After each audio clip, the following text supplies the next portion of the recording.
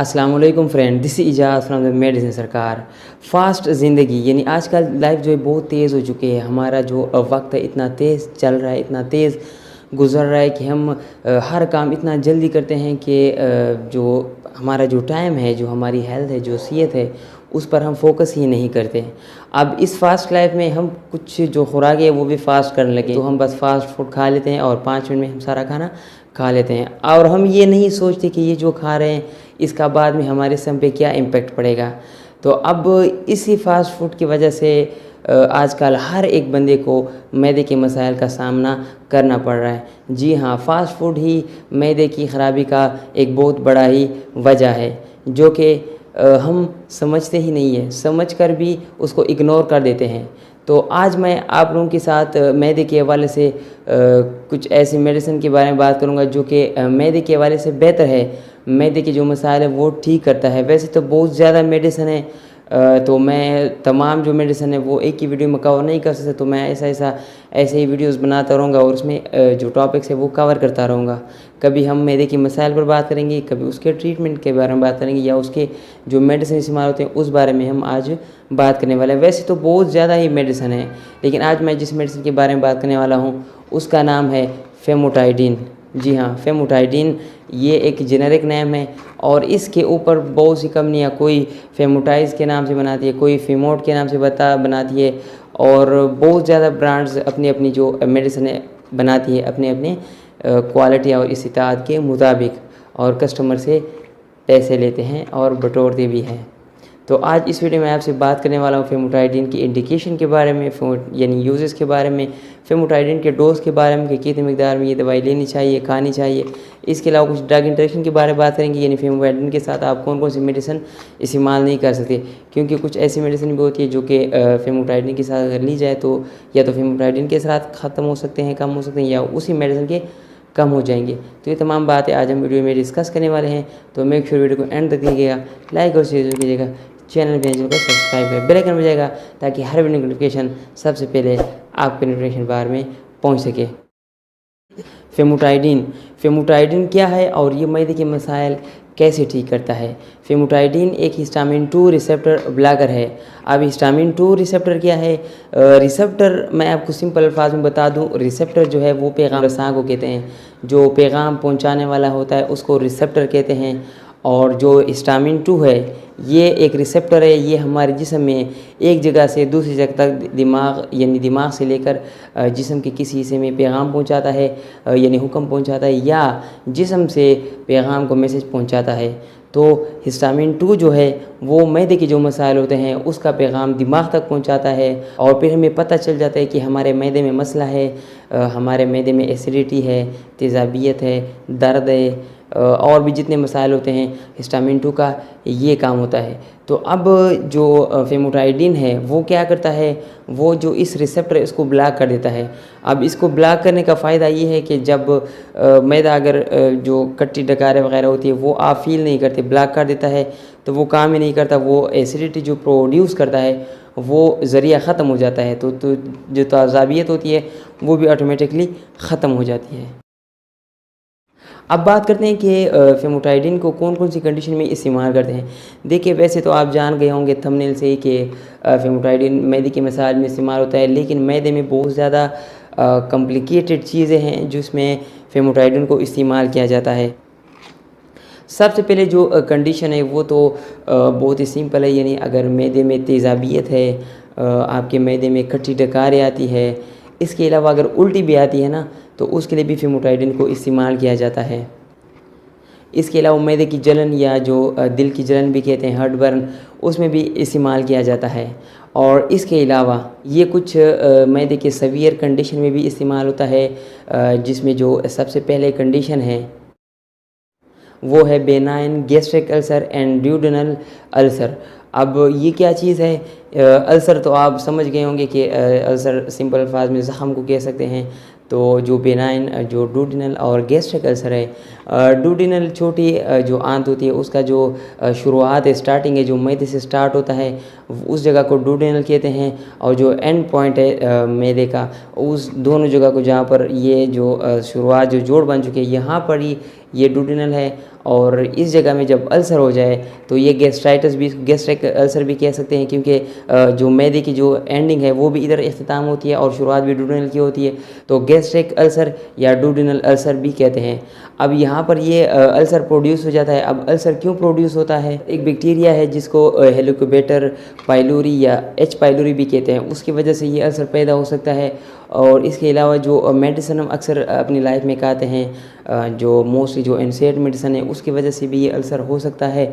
इसके अलावा हमारे जो खाने होते हैं जिसमें चाय और कॉफ़ी का बहुत ज़्यादा बड़ा रोल है मैदे के मसाइल पैदा करने में, तो उस वजह से ये कंडीशन पैदा हो जाती है। और ये जो कंडीशन जब हो जाए तो उसके बाद ये जो फेमोटाइडिन है, अब यहाँ पर मैं आपको एक चीज़ क्लियर कर दूं कि फेमोटाइडिन सिर्फ इन तमाम मसाइल को क्लियर हल नहीं करेगा, उसके साथ आपको और भी मेडिसिन देनी पड़ेगी, जैसे कि आपको एंटीबायोटिक भी साथ में देनी पड़ेगी और इसके अलावा पीपीआई भी देनी पड़ती है। तो उन मेडिसिन को साथ में मिलाकर फेमोटाइडिन देंगे तो उस कंडीशन में फेमोटाइडिन का एक अच्छा किरदार है, बहुत ही एक अच्छा रिज़ल्ट देता है। इसके बाद है प्रिवेंशन ऑफ रिलैप्स डुडेनल अल्सर। अब ये क्या चीज़ है? ये अब जिस तरह मैं पहले एक्सप्लेन कर गया डुडेनल अल्सर को या गैस्ट्रिक अल्सर को, तो अब ये अल्सर जो ये बार बार होता है, ये अगर आप एक बार ट्रीट करवा ले या ट्रीट कर ले तो ये कंडीशन उस टाइम ठीक हो जाएगा, लेकिन ये कुछ टाइम बाद, कुछ अरसे बाद दोबारा से ये मसला पैदा हो जाएगा, क्योंकि हमारी जो खुराक है वो इतनी टाइम टेबल पे नहीं है, ये इतनी रूल्स के हिसाब से हम नहीं खाते। इसके अलावा भी ये वापस आ सकता है जितने जो एक्सपेरिमेंट्स हुए उस हिसाब से। तो फिर उसके लिए क्या करते हैं कि फेमोटाइडिन मेडिसिन को यहाँ पर डुडेनल अल्सर के लिए प्रोफाइलैक्सिस में देते हैं, यानी ताकि ये बीमारी आइंदा मुस्तकबिल में दोबारा से ना हो जाए, तो इस मकसद के लिए फेमोटाइडिन को देते हैं। तो इसलिए अगर आपको ये मसला हो गया होगा उसके बाद आप दोबारा से इसको इस्तेमाल करें ताकि वो मसला दोबारा आपको ना आ जाए, क्योंकि सीवियर कंडीशन है। इससे बेहतर है आप सिर्फ ये दवाई खा लें ताकि आपको बाद में तकलीफ़ भी नहीं होगी और ज़्यादा मेडिसिन भी आपको ना लेना पड़े, ज़्यादा ख़र्चा भी आपका नहीं होगा। ज़ोलिंजर एलिशन सिंड्रोम। ज़ोलिंजर एलिशन सिंड्रोम क्या है? ये जब मैदे में एक या एक से ज़्यादा ट्यूमर पैदा हो जाते हैं मैदे में या इसके अलावा स्मॉल इंटेस्टाइन में, उसको ज़ोलिंजर एलिशन सिंड्रोम कहते हैं। ये जो ट्यूमर्स होते हैं ये फिर मैदे और यहाँ पर इंटेस्टाइन में बहुत ज़्यादा मिकदार में गैस्ट्रिक जूस सिक्रीट करते हैं। जब वो जूस खारिज होंगे तो उसके मुकाबले में जो एसिड सिक्रीशन है वो ज़्यादा हो जाएगी। अब जब एसिड सिक्रीशन ज़्यादा होगी तो मैदे में तेज़ाबियत हम महसूस करेंगे, जलन होगी और खट्टी डकारी भी साथ में आएगी। तो अगर इस तरह के मसाइल आपको होंगे तो आप फेमोटाइडिन को इस्तेमाल करके जो अपने मैदे के मसाइल हैं उसको ठीक कर सकते हैं। और अक्सर औकात ये जो कंडीशन है ये 20 से लेकर 50 साल के दरमियान में जो उम्र होती है इस दौरान में ये कंडीशन पैदा होती है। इसके बाद है रिफ्लक्स एसोफेजाइटिस गैस्ट्राइटिस। अब इसके बारे में मैं बहुत पहले एक वीडियो बना चुका हूँ, ऑलमोस्ट मैं दिसंबर या जनवरी के महीने मैंने एक वीडियो बनाई थी, उसमें मैंने रिफ्लक्स एसोफेजाइटिस गैस्ट्राइटिस के बारे में बात की थी। अब ये क्या चीज़ है? यहाँ पर अगर हम एसोफेजाइटिस को पहले जानें तो एसोफेजाइटिस द इन्फ्लेमेशन ऑफ एसाफिगस और gastritis the inflammation of gastric I mean stomach. तो यहाँ पर स्टमक और एसाफिगस जो खुराकी नाली है उसको एसाफिगस कहते हैं। अब ये दोनों इस बीमारी में इन्वॉल्व हैं और ये जो कंडीशन है इसको हम सिंपल अल्फाज में अगर कहें तो जो डकारे हमें आती है, खट्टी डकारे, उसको भी आप एसोफेजाइटिस कह सकते हैं। इस कंडीशन में क्या होता है? इस कंडीशन में ये होता है कि जो एसाफिगस का जो म्यूकस है वो इन्फ्लेम हो जाता है, वो डिस्टर्ब हो जाता है और जो मैदे के कंटेंट होते हैं यानी जो हम खुराक खाते हैं वो मैदे में जाता है, वो कंटेंट वापस एसाफिगस की तरफ ऊपर आता है। रिफ्लक्स मूवमेंट है, चूँकि रिफ्लक्स मूवमेंट कहते ही इसी को है। तो उस कंडीशन में जब खाना वापस आता है ऊपर की तरफ तो फिर आपको पता है क्या होता है, वो शायद मुझे आपको बताने की ज़रूरत नहीं है। जो फीलिंग्स होते हैं उस टाइम, जो एहसास होता है, मैं भी तजर्बा कर चुका हूँ, फेस कर चुका हूँ, वो कंडीशन मेरे साथ भी हो चुकी है। सम टाइम हो जाती है कि जो खाना है वो वापस आ जाता है, फिर इतनी खट्टी चीज़ें आ जाती है मैं आपको नहीं बता सकता। तो उस कंडीशन को रिफ्लक्स एसोफेजाइटिस गैस्ट्राइटिस कहते हैं। तो उस कंडीशन में भी फेमोटाइडिन को इस्तेमाल कर सकते हैं। अब फेमोटाइडिन को इन तमाम कंडीशन में इस्तेमाल कर सकते हैं। मैदे की आलमोस्ट तेज़ाबियत, कट्टी डकारी, दिल की जलन, मरोड़ और उल्टी। हाँ, उल्टी में भी आप इसको इस्तेमाल कर सकते हैं अगर आपके पास और मेडिसिन दस्तयाब नहीं है। वो भी रिफ्लक्स एसोफेजाइटिस एक मूवमेंट इसको कह सकते हैं, उल्टियों को भी, तो वो भी उल्टी इस कैटेगरी में आ जाती है। तो आप इन तमाम कंडीशन में फेमोटाइडिन को इस्तेमाल कर सकते हैं। अब आते हैं मोस्ट इम्पॉर्टेंट सेगमेंट के बारे में, वो है डोज़। क्योंकि कोई भी दवाई डोज़ के बगैर या डोज़ के बगैर अगर हम डिस्कस ना करें तो वो नामुकम्मल रह जाती है। क्योंकि डोज़ ही वो चीज़ है जो कि दवाई को इफ़ेक्टिव बनाती है या नॉन इफ़ेक्टिव बनाती है। क्योंकि जब डोज़ ज़्यादा होगी तो मसले पैदा कर सकते हैं, अगर डोज़ कम होगी तो फ़ायदा ही नहीं होगा, ना नुकसान होगा ना फ़ायदा होगा। दवाई आप वैसे ही फ्री में ले रहे हैं, नुकसान अपना कर रहे हैं पैसे लगा कर और फ़ायदा नहीं करवा के। तो डोज़ के बारे में हम बात करते हैं। वैसे तो जो नॉर्मल डोज़ अगर आप कह लें तो वैसे इसमें 20 मिलीग्राम और 40 मिलीग्राम में के फॉर्म में आती है फेमोटाइडिन। और फेमोटाइडिन को जो लेने का तरीका वो है, आप इसको खाने से पहले ले सकते हैं आधा घंटा, या कम से कम मिनिमम खाने के 1.5 घंटा बाद आप ले सकते हैं। इससे पहले आप इसको ना लीजिएगा, फिर फ़ायदा आपको नहीं दे सकता। तो उस कंडीशन में फिर जो दिल की जलन, कटी डकार है, आप 20 मिलीग्राम सुबह ले सकते हैं और 20 मिलीग्राम शाम को ले सकते हैं। अगर आप एक टाइम पे लेना चाहते हैं तो आप 40 मिलीग्राम एक टाइम पे ले सकते हैं, या सुबह या शाम को। अगर डुओडेनल अल्सर की बात की जाए, गैस्ट्राइटिस अल्सर के बारे में बात की जाए, अगर वो कंडीशन आपको है तो आप इसको 40 मिलीग्राम यूज़ कर सकते हैं। सिर्फ आपने रात को ये लेनी है। गैस्ट्रिक अल्सर, गैस्ट्राइटिस अल्सर या डुओडेनल अल्सर में 40 मिलीग्राम सिर्फ आपको रात को लेनी है। इसके बाद है गैस्ट्राइटिस अल्सर या डुओडेनल अल्सर की प्रिवेंशन के लिए, यानी प्रोफाइलैक्सिस के लिए, ताकि आगे मुस्तकबिल में ये बीमारी ना हो जाए, उसके लिए आप 20 मिलीग्राम रात को खाइए। सिर्फ रात को 20 मिलीग्राम आपने खानी है, उससे ज़्यादा आपने नहीं खानी है। आप खा सकते हैं लेकिन शायद ओवरडोज हो जाए, या फिर आप अपना नुकसान कर रहे हैं क्योंकि आप ज़्यादा दवाई ले रहे हैं, फिर भी आपको वही फ़ायदा देगा अगर आप 20 मिलीग्राम भी लेंगे। अगर ज़्यादा लेंगे तो भी वही फ़ायदा होगा, उससे ज़्यादा कुछ नहीं होने वाला। उसके बाद है ज़ोलिंजर इल्यूजन सिंड्रोम। वो कंडीशन जो भी मैं एक्सप्लेन कर दिया है, तो आप थोड़ा सा वीडियो को वापस बैक स्किप करके देख सकते हैं कि उसमें मैंने क्या कहा था। तो अगर ज़ोलिंजर इल्यूजन सिंड्रोम हो तो उस कंडीशन में 20 मिलीग्राम हर 6 घंटे के बाद आपने लेनी है, यानी 24 घंटे में 80 मिलीग्राम तक आप ले सकते हैं। यानी फॉर एग्जांपल आप सुबह 8 बजे गोली लेते हैं तो उसके बाद आपने 2 बजे लेनी है, फिर 8 बजे और फिर अगेन 2 बजे और फिर सुबह 8 बजे, तो 4 टाइम हो गया। अब ये टाइम टेबल थोड़ा सा अजीब है, तो आप सुबह जल्दी लेंगे तो शायद टाइम टेबल आपका फिर सेट हो जाए, क्योंकि रात के 2 बजे कौन मेडिसिन खाता है। और आखिर में रिफ्लक्स एसोफेजाइटिस, गैस्ट्राइटिस, तो उस कंडीशन में 20 मिलीग्राम आप रात को ले सकते हैं। अगर आपको मसला है, यानी उल्टी भी आ सकती है, वो कंडीशन उल्टी में कैटेगरी में आता है, या फिर कट्टी डकार भी आ सकती है, उस कंडीशन में 20 मिलीग्राम सिर्फ आपको रात को लेनी है। तो ये कुछ कंडीशन थी जो कि मैंने आपसे डिस्कस की, डोज के बारे में डिस्कस की। अब हम बात करते हैं कुछ साइड इफ़ेक्ट्स के बारे में, क्योंकि हर मेडिसिन के कुछ ना कुछ साइड इफ़ेक्ट ज़रूर होते हैं। ये एलोपैथिक मेडिसिन का एक असूल है। हम पर मेहरबानी है जो हमें साइड इफ़ेक्ट्स भी दे रहे हैं, साथ में हमें और भी बीमार कर रहे हैं। अगर साइड इफ़ेक्ट्स की बात की जाए तो कुछ ख़ास नहीं है, बस आपको सर दर्द हो सकता है, सुस्ती आ सकती है, चक्कर भी थोड़े बहुत आ सकते हैं। ये कंडीशन रेयरली रिपोर्टेड हो चुके हैं, बहुत कम कंडीशन में ये मसाइल हो सकते हैं, बहुत कम केसेस में, तो ज़्यादा घबराने की ज़रूरत नहीं है। ये रेयर केस है। और एक चीज़ मैं आपको क्लियर कर दूँ कि ये मेडिसिन मैं ख़ुद इस्तेमाल कर चुका हूँ, मुझे ऐसा कोई भी मसला फ़ील नहीं हुआ है, तो आपको भी ज़्यादा टेंशन लेने की ज़रूरत नहीं है।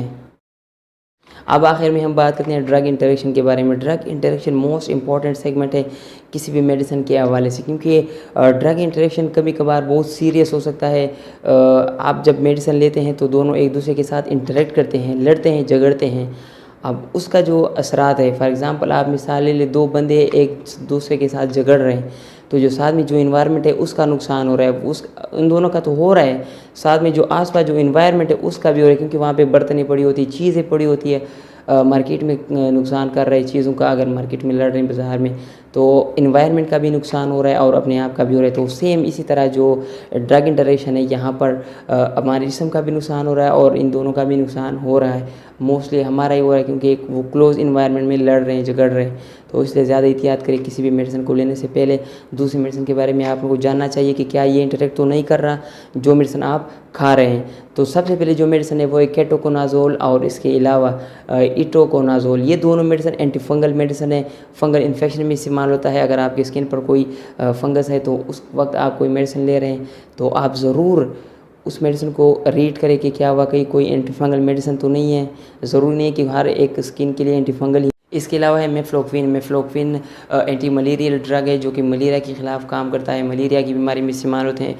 वो जो मेडिसिन है वो भी इसके साथ इंटरेक्ट करता है, उसको भी आप लेने से एहतियात करें। या अगर वो ज़रूरी है तो फिर आप इसको ना लें, क्योंकि मैं समझता हूँ कि एंटी मलेरियल ड्रग ज़्यादा ज़रूरी है उस टाइम पे अगर आप मेफ्लोक्विन यूज़ कर रहे हैं, क्योंकि आपको मलेरिया होगा तो वो डोज़ आप पूरा करें उसके बाद ये लें, क्योंकि इसका कोई भी मसला नहीं है अगर आप कुछ दिन इसको मिस भी कर ले। तो डेप्सोन अगेन स्किन डिसऑर्डर में इस्तेमाल होता है, डर्मेटाइटिस में इस्तेमाल होता है।